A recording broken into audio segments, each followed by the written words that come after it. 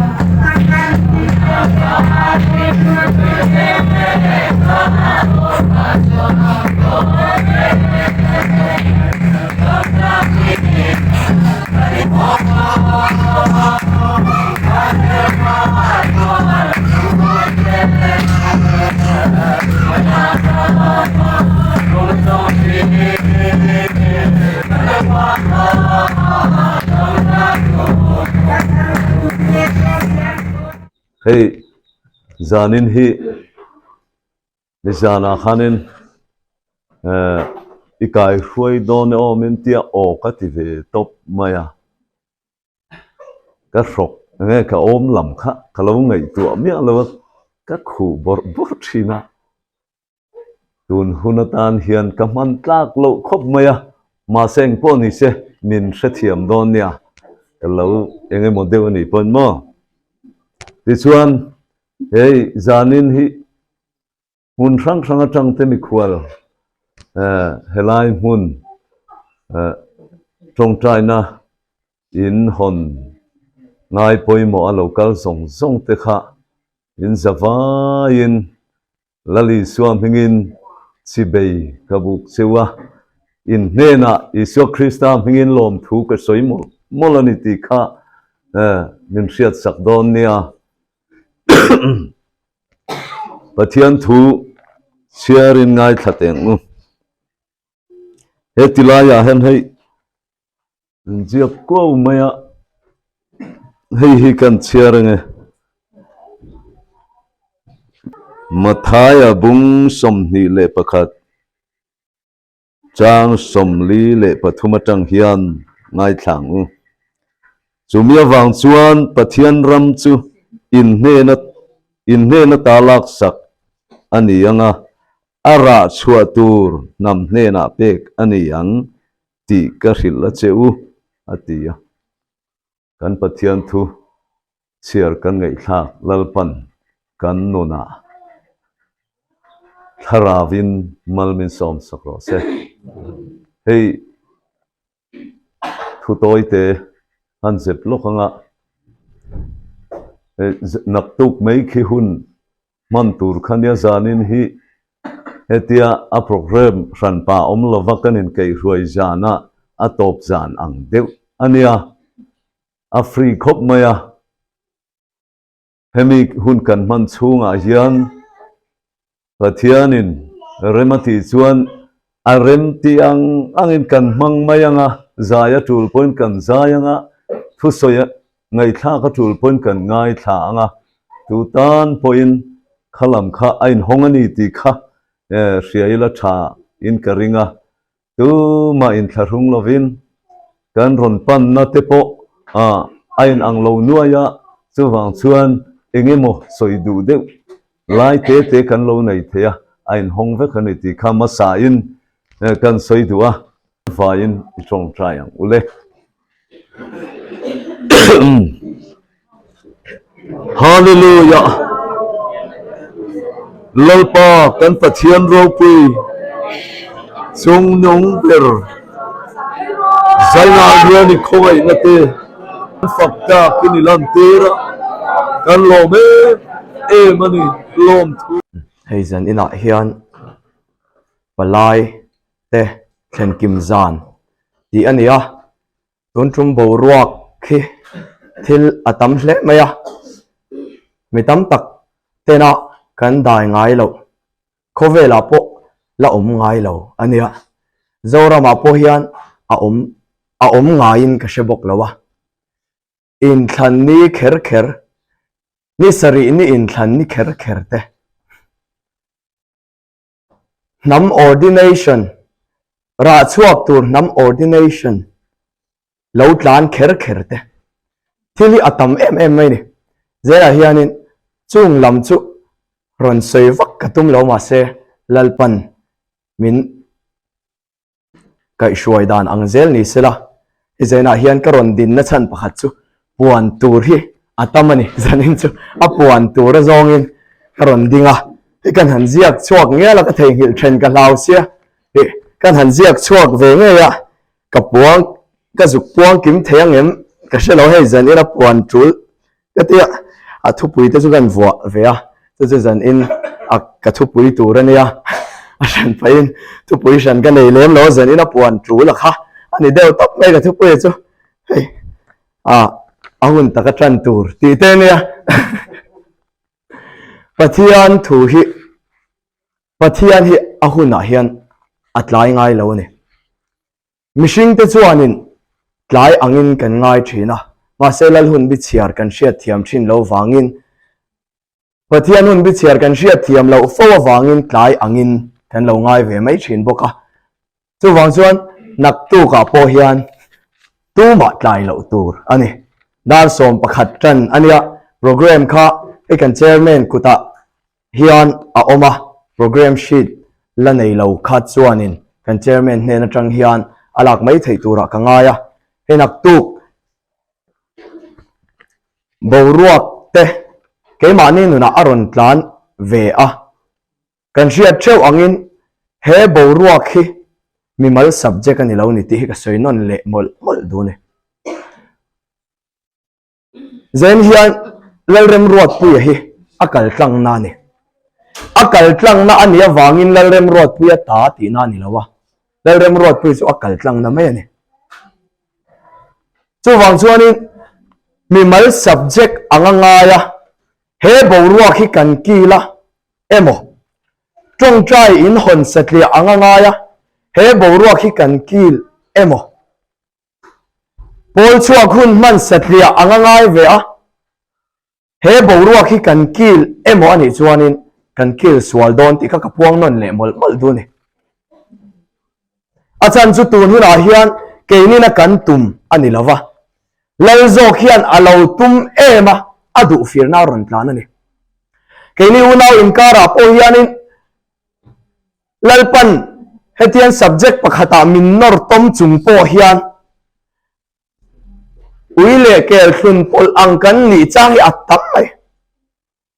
chumi ni wang chuanin nun hi kan zirani lalpan nun min zirtirani thutlung po min zirtir boka chu thutlung an nun dana chu voinen min ko mo ni chu ta chona thiang him lai te amoi lo lai te eng kim mai hi zir chuak turin min du ni pathian hian chumi zona chuan keini unau inkara po pathian thu lo tlan pakhat zanina han ti ri khlek ka du chu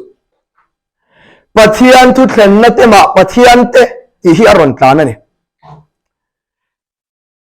mani to ka ngai dan lo nei ve hey revival speaker te pheizu anin an in ti thu thei em me an thut muna piang ayan chu tiang deuh chuanin mani zona kalna lama pianga kanin ti nei em me kanin ti thu em zel maya pathiana wang te po ania koya ma hianin in thlashun thiam em lo hianin kan oma pathiana wang thawnia kan mishing du awang in thlashung lo po kan ni lo kan du wang tong thei em big te poi kan ni lo ma se heng zong hi lalpa wang vek ania chutlaya chuan chu tianga mania ngai dan lo nei shan ve si chuan kan na tho te alo ti sa em mai ni chutlaya chuan na kan han thoka eng po han ti la han reli la het lama a subject nei tu anga ka ngai ti mai ang nei tu ni nain ka tlan lut ti thau mai la ama ka akal tlang na ani miawa wangin a thu ka ngai chang lo thei lawa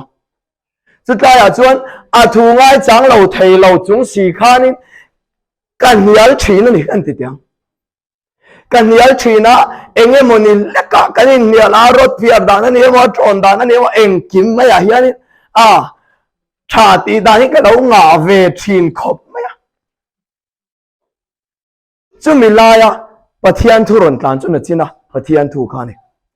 pathian thu thlen na te ma pathian te an ti chuan ti ka thin lunga ron tlan ani chu ta chuan he pathian ina achia lo afapa kal tlanga trong trai in satura aron ti na borua ka hian ka du dane mo ka ngai dane mo ka lo rol ve se kharem tat lo ni chu eng ang point in ti nei tu mai la kan she thiam em thutlung borua ka hian in ti nei tu viau mai la mo pathian hi a pathian ti hi kan she ta ngai tlat ania thutlung hi kan ta ani ti viau mai la pathian hi pathian tlat chu mi zo na chuan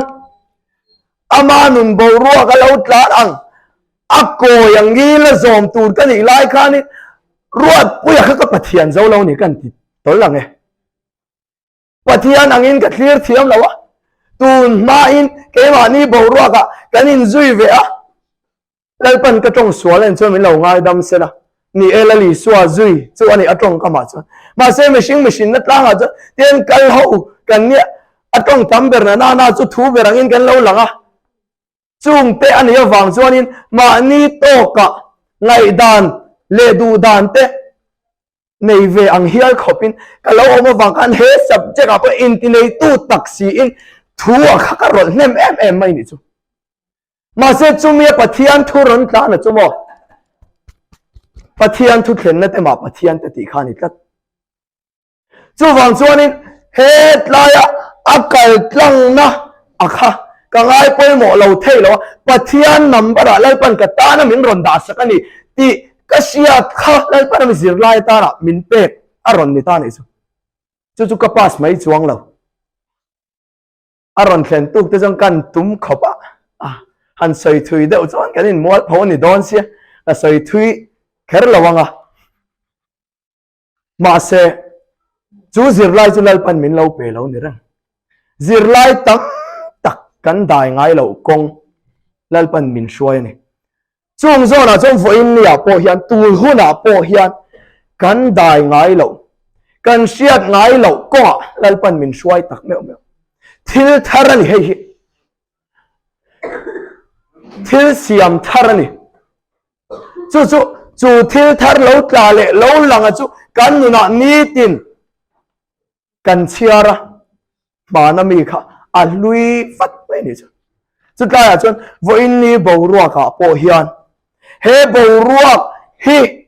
mana kan borua lo siat to nga kil kan tum ani chuan chulai chu sei le du ke mani mi mal subject anga ron in vor emo mani in zor ngaram emo ani lo ani ti ka sei ma sa du ni mani mi mal subject emo khoi lai tlang zol nei subject emo chung chu ron phor rem lo la ram le nam bo ruwa ka lalpa ina subject aron pe titura aron ti chumi zona pathiani na akau le athana te ta na he hun hi buat sei ni tat mai ni chu chu tu nu na po hian ka sei fowa moria tlang zai ona chan tir lo te ta na headline mun hi ron thlen thei ni lo moria tlang zai ona chan tir lo te chuanin oinen headline mun hin ron thleng thei tlat lo nia som te chu tam takan ni thlan te ro chu thlem te ti te po niang chu tum em ma se vote thak ni ani boxia lalpan min chekasin chu moria tlang zai ona chan tir lo te ta na chuan headline mun bo ruak hi ron kil thei ni le tlat lo ni chu chung zong te po chu leilung number ane pathian hian in ro rem kat ta zan in number te po hian makkati in lo ngai to em ka she lawa hun bul kan chan headline muna tong chai in bo ruak kan ur chan changa zan sari nania ni ma se la voin hin ni ruk ane ade chu ni ruk ania ni ma se la zan sari na zan kan mang tlat nak tu khi ni sari ni chu ni ngai maya ma se la ahun riat na number kan mang don tlat chu hun in vuak thua chu hei po hian ti hian aron rema aron keng zel kat mai ni chu chung zong chu chiar du tan chuan chiar tur hi atamani o lalpai subject aron theta kong koi tina hianin po tur hi a om don mani zona po tur hi kan nei theu don ate ber tanga alian ber thingin ni zana subject lo ta te po ni ro se anoi ber tanga atlang ber thingin lai pana ruat chuan a ron tla thina sin chu wang chuan tulu na chuan ni man hun anga lai pan alang rei ruai ang khanin thil ati to lawa aru langin thil ron ti tat zel to mai ni chu alang de mi pui ma yanin aron tar langa za thlak mual phau thlak khopin ni ma sela chu chu la li swa kal kong ani tat Nazareth khuat langwal mel tha khan in ati om ang lo thina sin an hun lai ta na chuan chu wang chuan se ha khua mi po khan ati om ang lo ve deuh mai thei ni ma se lalina arwa tani chuan lalina arwa tani chuan lalpa dam na tur ti in voine nun thapin kan ding to sia chu wangin nung tol thei kan ni lo nung tol polami po kan ni hek lo voine he hun number lalpana aron keu donia kan ma nun na le thi na mal som na le an chia aron da tak du kan tu cross aron tlak tir zat zat mai ni chu kan pi berte ponia aizol tlang train aron kalwang fanga chuta chu aizol tlang atang aron thlen ma aizol a om laya he hun aron kal thei lo na tura dan na hi anasa sin akea ula kum upatola man ni kal le thei lo na vunga akar kar te meu in chunga a om to pachuak thei loin mi har wang le tlei rol em mai ne ni chu ni tin deuh tho hianin akal na tur te hi a se thei em mai paselal pan a bethel tir te pon nianga chung chu chumi amanun karon suya zena hetlai muna om ho po hianin chu tiang ang deuh bo ruwa ka chu mani zone threwa kan tong in karing ani nak tu hun ron kil tur po hian kan ti tiang leilam dana khovel lal te kan khan ni alo nia chu leilam dana khovel lal te kan khan nia ama lalpa chau kan thlang don ni ti in pathian ma ding tur te lalpa na zong ni ti in voine hian kan au ve mek boka chu mi zona chuan lal ma anun zong zong ta lo te ta na chuan khovela hian poimo hi tamasin chan ngama ni leinem ma se chung zong zong chu chan chungin voine hian pathian ram hetlai mun ron thleng to ni e chung chan lo chu voinen a om thei lo ta thlai hun kil zinga te po hian chu wang chan chung zong chu lalpan aron rema voine hian kan soi vek seng lawang mani zon thewa po tur omang ka ti kha jene pathian thu lam soi vak ka tum lo puan tur thule ne karon puan zel ni ti chuan a pathum na chuan kan tinge pakhat na le pani na ka soi zo der to a pathum na chuan he bo ruak lal pana min ron the saka hi mai cham ram ang tia ta ron kil a lo ombok ti ka soi don kan trong vai le zau thina trong vai to lo sha mila chu adom hle in ka sia mai cham ram ani lawa fm bo chiat na chu mai cham ti pun na ani miao wang chu bo chiat na ding ve tur chom voi ne hian lal pan min du to lo ne chu wang chuan thil siam thar lo langa kan ti kha chu wang chuan he hi thil thar ania hun hlui bo ruak ne na ron me khom chi po ni lo ala om ngai lo khovela pathian chatuan rem ruata lo tlave top ani chu wang chuanin he bo ruak hi chu tlaya chuan chu mi huna chuan chu tianga chuan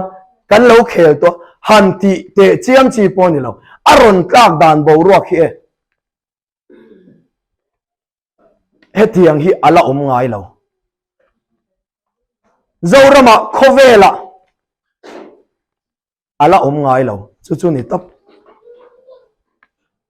chu wang chuan voi ne het eng bo ruak ma nen hianin ron tham pol chi ni lo ti kha ta ron sei le du bok ti chuan nak tu khian ni china kan soyang khanin ke ma ni bo ruak a chuan khovel mai mi chin san a tul tak meu mewa chumi khovel mai mi chin san kan han ti bo ruak a chuan ke ma nia pathianina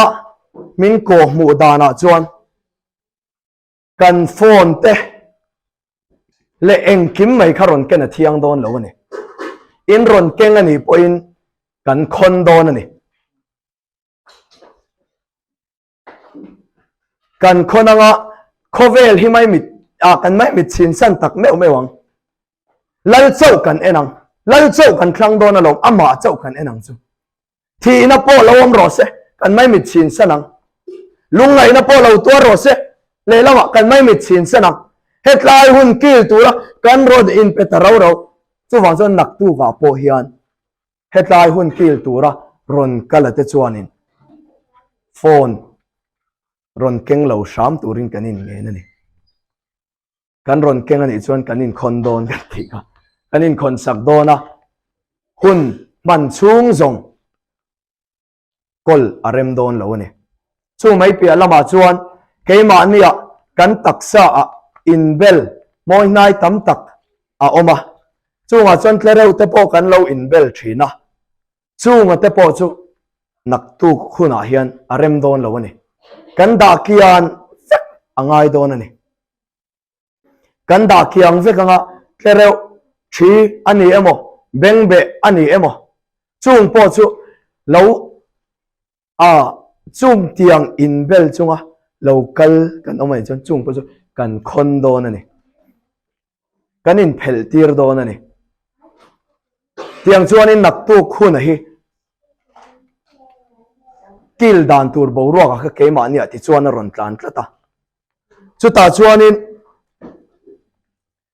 zuk le muam chung thu a pon nak tu khun man chung zong hian atimi te po ti lo tura be sei kan ni kan lo ti ani po in ti lo tura be sei kan ni chu wang chuan nak tu khun man chung zong kan ti thei kan ti lo kan om thei don lo anga kanin ngai ani chuanin kanin thiar filim mai tura kan ngai ngal deuh chotani chu ti chuanin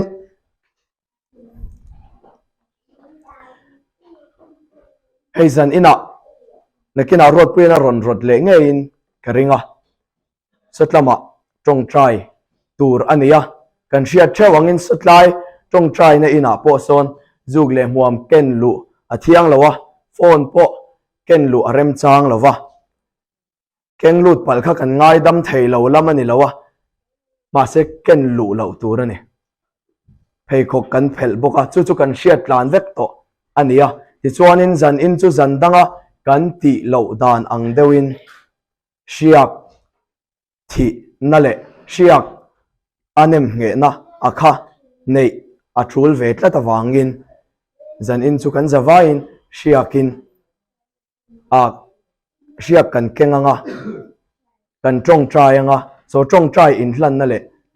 pathian ne na kol tir na ti thiang hlim na so atharin kan nei le don ani chu chu pathian ina bo ruak ke ma nia puan trul aron ti ate chu ania chung zong chu e ka puan thei to khan ni phot te se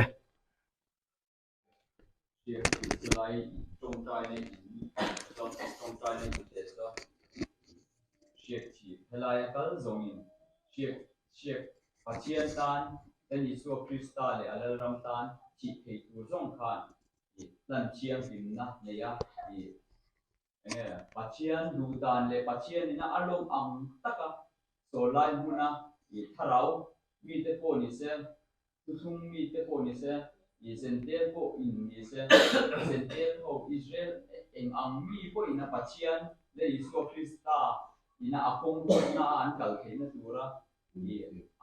an kal chho na theina turin tharau ching dim zale na tura ta na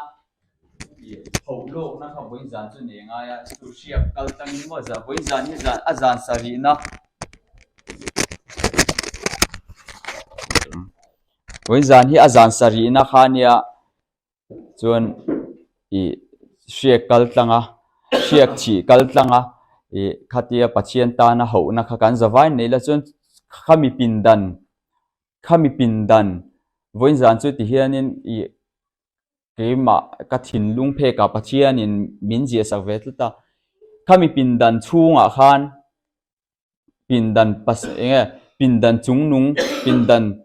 nung à khan kami à khan nên mi pasari cháu với dàn chú lu tila chuan chú mi te hậu chú ye hun chin chia na tur ve kan ni do na chuan ye chu ta impet thei tur chu leli su Krista ta na ding het tu mi pasari kha ye dingula ti kha ye leli su min ka som don chau ni ye leli su Krista ta na ding het thei tur e kha lo dingula